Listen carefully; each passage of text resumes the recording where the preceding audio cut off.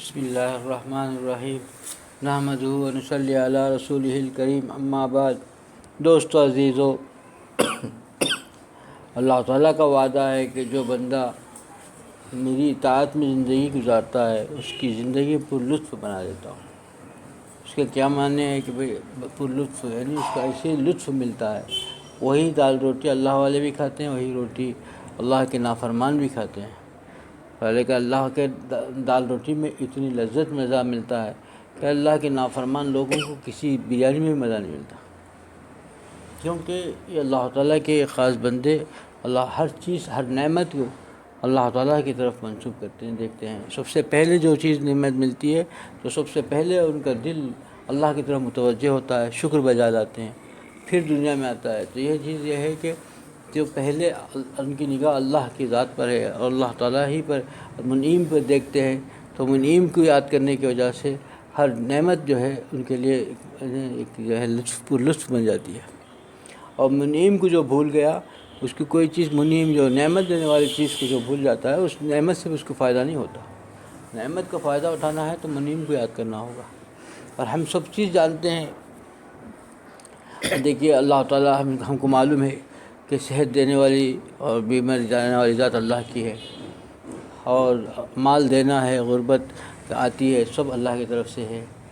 ہم کو سب کچھ معلوم ہونے کے باوجود اللہ تعالیٰ کے طرف بیماری، وبا اور پھر صحت، عافیت، تندرستی سب اللہ کی طرف سے ہے۔ یہ جو معلوم ہونے کے باوجود ہم کو اللہ کی محبت نہیں ہے اور اپنی دنیاوی محبت میں ہم ڈوبے ہوئے ہیں۔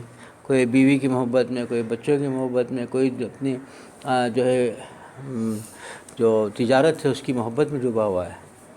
یہ جو ڈوبنا ہے یہ اسی کی وجہ سے اللہ تعالیٰ سے آدمی بندہ دور ہو جاتا ہے۔ یہ سب کوئی حیثیت نہیں، جب منعیم کو بھول گیا۔ نعمت تو خدا کے ہاتھ میں، خدا کی ذات دیتی ہے اور خدا کے ہاتھ میں یہ سب چیزیں ہیں۔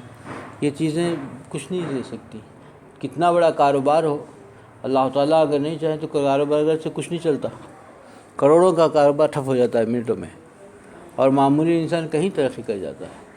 اور یہ بات ہم کو اپنے آنکھوں سے بالکل عیاں ہے، نظر آتی ہے کہ بالکل کوئی تجربے کے بغیر آدمی کروڑوں کا کماتا چلا جاتا ہے، اور 50 سال کے تجربے کرنے والے بیکار جگہ نقصانوں میں بیٹھے رہتے ہیں کہ ابھی عقل ہم کو نہیں آتی ہے، کہ ہمیں سمجھ میں نہیں آتی کہ سب کچھ تو اللہ کے نظام ہے، اللہ تعالیٰ جس کو چاہتے ہیں اس کو دیتے ہیں۔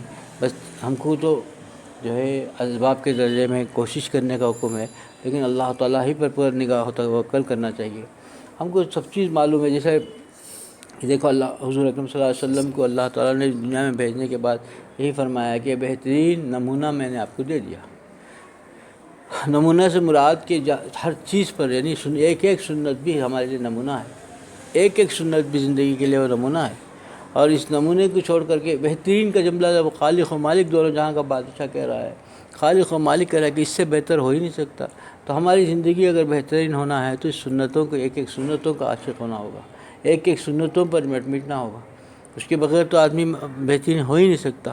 کوئی اگر دوسری چیز کو، دوسرے طریقے کو اپنے جو ہے بہترین سمجھتا ہے تو اس کو علماء بتائیں گے کہ اس کے اوپر کیا لگتا ہے، کفر کا لگ جائے گا کہ بھئی اس کے علاوہ دوسرے طریقے پر اگر کہے کوئی بھی ہو انہیں بہتر سمجھتا ہے تو کفر پہ چڑھ جائے گا، کیونکہ اس سے بڑھ کے کوئی ہو ہی نہیں سکتا۔ آسان طریقہ ہے، سب جانتے ہیں۔ اب جیسا ایک آدمی ہے کہہ دیا کہ بھئی وہاں اب ہمارا حال کیا ہے معلوم ہے، جیسا ہے کہ اب سیب ہے، سیب میں بہت فوائد رکھے ہیں، طاقت کی چیز ہے، قوت کی چیز ہے، ڈاکٹر نے بھی کھانے کے لیے کہا ہے، ہم سب جانتے ہیں، لیکن ہم کو جو ہے اٹھ کر کے سیب کھانے کے وہاں رکھا ہوا ہے، فریج میں رکھا ہوا ہے، اٹھ کر کھانے کے لیے ہم کو طاقت نہیں ہو رہی، اٹھتے ہیں دھڑام سے گر جاتے ہیں اٹھا کے جا کے، مگر ہمارے دل میں معلوم ہے کوئی چیز اچھی چیز ہے، بہترین چیز ہے، سیب کھاؤں گا میں طاقت آئے گی، میری طاقت قوت پیدا ہوگی، ڈاکٹر نے بھی کہا ہے، لیکن ہم کو معلوم ہونے کے بعد ہم کھا نہیں سکتے، کمزور ہو گئے ہیں۔ ہمارا حال یہی ہے کہ ہم سنتوں کو اچھا سمجھ رہے ہیں، داڑھی رکھنا اچھا سمجھ رہے ہیں، ایک ایک سنت کو اچھا سمجھ رہے ہیں، عمل نہیں کر رہے ہیں، ہم کوئی کرنے میں ہمت ہی نہیں ہو رہی ہے۔ اسی کے لیے اللہ والوں کی صحبت ضرورت ہے۔ جب اللہ والوں کی صحبت ہوگی، جب طاقت آئے گی تو وہاں تک پہنچ پائے گا، اس تک پہنچ پائے گا۔ جیسا کہ ڈاکٹر انجیکشن دے گا، طاقت آئے گی خود پیر میں، پھر جا کر کے وہ فریج کھول کر کے آپ کا سیب کھا سکے گا، طاقت کی چیز کھا سکے گا، اتنی طاقت تھی. اس کے لیے ہی ہے روحانی طبیب کی ضرورت ہے کہ یہ روحانی طبیب کی صحبت سے دل کے اندر ایک ایسی قوت پیدا ہوگی، سنتوں پر چلنا آسان ہو جائے گا. کتنا آسان طریقہ ہے کہ ہم کو زیادہ محنت کرنی نہیں ہے. کسی اللہ والوں کی صحبت، جس کو اللہ نے اپنے، جو اللہ کے مقرب بندے ہیں، جن کو اللہ پسند کرتا ہے، جس سے اللہ کو پیار ہے، ان کے صحبت ہم اختیار کر لیں گے تو ہم کو جو ہے سنتوں پر چلنا آسان ہو جائے گا. اور سنتوں کے بغیر ہماری زندگی خوبصورت حسن یعنی پرلطف زندگی ہو ہی نہیں سکتی. پرلطف زندگی اسی وقت ہوگی جب کہ ہم ایک ایک سنتوں پر عمل کریں گے، ایک ایک سنتوں پر مر مٹیں گے. ہمارا ہر کام، اٹھنا بیٹھنا کھانا پینا سنت کے موافق ہو. اور ہمارا طریقہ اب آج کل یہ ہے کہ ہم سمجھ رہے ہیں کہ اب جو غیروں کا طریقہ ہے یہ اچھا ہے، اور ہم کو اس طرف ایک کشش محسوس ہوتی ہے. نفس کا دھوکہ ہے. نفس جو ہمارے پہلو میں ایسا دھوکہ دیتا ہے کہ ہم کو وہاں سے ہٹا کر کے دوسری طرف لے جاتا ہے. اور یہ جتنی بے وفا چیزیں اسی سے ہم کو الجھائے رکھتا ہے، اسی میں ہمارا دماغ صفائے رکھتا ہے. اس کے خاطر خدا کو ناراض کر دیتے. سوچ کے دیکھنی چاہیے کہ دونوں جہاں کے بادشاہ ایسے قدرت والے خدا جو سب کچھ اس کے قدرت میں ہے، ہم کو بھی علم ہے، ہم کو بھی یقین ہے، ہم کو پورا کامل یقین ہے، پھر بھی اس کے باوجود اس قدرت والے خدا کو خوش کرنے کے بجائے مخلوق کو خوش کرتے پھر رہے ہم لوگ. کیوں یہ حال ہے؟ جانتے بھی ہے، ایسا ہی نہیں کہ ہم کو پتہ ہی نہیں ہے غلطی سے ہم چلے گئے، ایسا نہیں ہے. ہم کو معلوم ہے کہ اچھی طرح معلوم ہے. کیا اگر ایک آدمی سے ہم میں سے ہر ایک کے پوچھا جائے کہ بھائی صحت کون دیتا ہے تو کہے گا خدا دیتا ہے. بیماری کون دیتا ہے؟ خدا دیتا ہے. مال کون دے گا؟ خدا دے گا. ساری چیزیں خدا دے گا. ہمارے اعضاء جوارے اس کے اندر طاقت قوت کون دے گا؟ بینائی کون دے گا؟ گویائی کون دے گا؟ سماعت کس سے ملے گی؟ سب خدا ہی سے ملے گی. یہ سب معلوم ہے. پھر بھی یہ جو ہے خدا کو بھول کر کے خدا کو خوش کرنے کے بجائے مخلوق کو خوش کرنے کی فکر جو لگی ہوئی ہے ہمارے دماغ میں، ایک ایک کو بھی خوش کر رہا ہے. یہ کیوں ہے کہ یہ اصل چیز ہمارا ایمان کے اندر، ہمارے اندر جو روح ہے وہ کمزور ہو گئی. ہمارے اندر ایمانی قوت نہیں رہی. ہم اللہ والوں سے دور ہو گئے. اللہ تعالیٰ جن لوگوں کے اوپر فضل فرمایا ہے اور جن لوگ اللہ کے خاص بندے ہیں، جن اللہ کے مقرب ہیں، ان سے ہم دور ہیں. ان کے پاس جانا آنا نہیں ہے ہمارا. نفس اللہ نے پیدا کیا، اور نفس ایسا ہے کہ ہمارے اندر آگ پیدا کرتا رہتا ہے. ہمیشہ جھونکنے میں فکر میں رہتا ہے. اندر جو ہے ایسی چیزیں پیک کرتا ہے. تو اللہ تعالیٰ جانتے ہیں کہ یہ نفس کیا چیز ہے. اللہ تعالیٰ جانتے ہیں کہ نفس کتنا انسان کو جو ہے ورغلائے گا، بہکائے گا، اندر آگ پیدا کر دے گا. کسی کے عشق مجازی میں جو ہے ڈوبنے کے لیے بے چین کر دے گا. اس کی یاد و محبت کے اندر جو ہے دنیا کے ایک حسن کی پر مر مٹنے کے لیے بے چین، بے قرار، بھوکا پیاسا، نیند بھی چھوڑ کر کے پڑا رہے گا. نفس یہ چیز چاہے گا، خدا جانتا ہے. تبھی تو اللہ تعالیٰ نے کہا کہ اے بندو، تمہارا نفس جس وقت تم کو بہکاوے تم میرا نام لے لینا. کتنا پیارا نسخہ بتا دیا.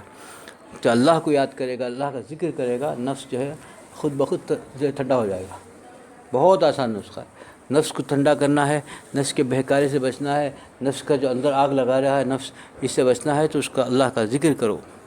اللہ کا ذکر کرنے سے خدا ہی نفس کو پیدا کیا، خدا ہی اس کا حل بھی بتا دیا کہ تم اس کے مکر سے بچنا چاہتے ہو، تم اس کے دھوکے سے بچنا چاہتے ہو، تم یہ جو دھوکہ دے کر کے ڈبو دے گا سب کچھ نقصان کرے، اس سے بچنا چاہتے ہو تو میرا ذکر کثرت سے کرو. تو میرا ذکر کی وجہ سے یہ نفس کی سارے مکر اور سارے چیزیں ختم ہو جائیں گی، یہ ٹھنڈا پڑ جائے گا. کتنا آسان ہے. ہمیشہ آدمی غور کرے کہ اس پر کتنا اہتمام ہوتا ہے. پھر اہتمام نہیں ہوتا تو پھر ہم کیسے بچ پائیں گے؟ بڑوں کو اچھوں کو ڈبو دیا اس نے. ہمارا کیا شمار ہی نہیں. اچھے لوگ جو اللہ کے خاص بندے ہیں ان کو بھی کسی بھی وقت ڈبونے میں ہی رہتا ہے، بڑا دھوکہ دینے میں رہتا ہے. کہ کتنے بڑے اللہ والے، کتنے بڑے جو ہے عالموں کو، علامہ کو ڈبو دیا اس نے. اور اس سے کبھی بھی ہمیں چوکنا، ہم کیسے بچ پائیں گے؟ اسی کے لیے اللہ والوں کی صحبت کو لازم ٹھہرنا ہے، اور جو ہے ذکر کو کثرت کرنا ہے. چلتے پھرتے اٹھتے بیٹھتے بندہ نچتا ذکر کرے گا اور اس نفس کے مکر سے بچے گا. ہمیشہ زبان جو ہے ذاکر رہے، ذکر کرتا رہے. اللہ کا ذکر جتنا کرتا رہے گا دل کے ساتھ، ہمیشہ اللہ کو دل میں شکر اللہ کا رہے کہ ہر نعمت کے وقت میں سب سے پہلے اللہ کی ذات پر. یہی فرق ہم میں اور اللہ کے خاص بندوں کو جو نعمت ملتی ہے سب سے پہلے وہ منعیم کو دیکھتے ہیں. اور دنیا کے جتنے کفار مشرکین اللہ کے باغی ہیں وہ جو اپنی دنیا ہی پہ رہتے ہیں، نعمت کو دنیا ہی کے سرے سمجھتے ہیں، انہیں کو بھول جاتے ہیں۔ ہم میں اور ان میں یہی فرق ہے، اور ہم اب پھر کیسے ہم اللہ کے خاص بندے ہو سکتے ہیں؟ اور ہم بھی وہی کام کریں جو مشرکین اور اللہ کے باغی کرتے ہیں، ہم بھی وہی چیز سوچیں جو اللہ کے باغی کے سوچتے ہیں، تو پھر ہم کیسے اللہ کے بن سکتے ہیں؟ کیسا ہم اللہ کو پا سکتے ہیں؟ اللہ کا قرب کیسا ملے گا؟ اللہ کی محبت کیسے ملے گی؟ دوستو عزیزو، ایک ایک لمحے کو بھی غنیمت سمجھنا چاہیے۔ ہم کسی اللہ والے کی دامن کو مضبوطی سے پکڑیں اور اللہ کے ذکر جتنا ہو سکے چلتے پھرتے کریں۔ آج کا دور اتنا پرفتن ہے کہ بچنا مشکل ہے۔ ایک صبح ہو گیا تو شام کا جو بتایا گیا تھا صبح کا مومن شام کو کافر ہو جائے گا، یہ تو اب تو صبح تو شام تو ہے، ایک گھنٹے کے اندر بھی یقین نہیں ہے۔ آج کا حال اتنے خطرناک ہم دیکھ رہے ہیں کہ ایک گھنٹے بعد کا ہمارا ایمان کا خطرے میں ہے کہ ایک گھنٹے بعد ہمارا کیا حال ہوگا پتہ نہیں۔ آج ہم جتنا چلتے پھرتے اللہ کو یاد کریں گے، اتنا ہم اپنے آپ کو بچا سکیں گے ان نفس کے شیطان کے مکر سے، اور ہمارے ایمان کی حفاظت ہوگی، اور اللہ تعالیٰ کو بھی پانا آسان ہوگا۔ اللہ مجھے بھی اس پر عمل کی توفیق عطا فرمائے، آپ لوگوں کو اس عمل کی توفیق عطا فرمائے۔ وآخر دعوانا الحمدللہ۔